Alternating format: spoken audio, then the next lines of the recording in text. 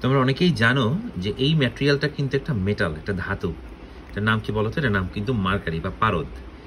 এটার ঘনত্ব 13,600 কেজি/মিটার কিউব। দেখো আমি এটাকে যখন একটা কাগজের পরে রাখলাম, এটা কিন্তু সুন্দর একটা গোলকের মতন আকৃতি ধারণ করলো, এবং এটা কিন্তু লিকুইড। আমি যদি টাচ করি, সেপারেট হয়ে যাচ্ছে, কিন্তু এটা কিন্তু তরল। So wow,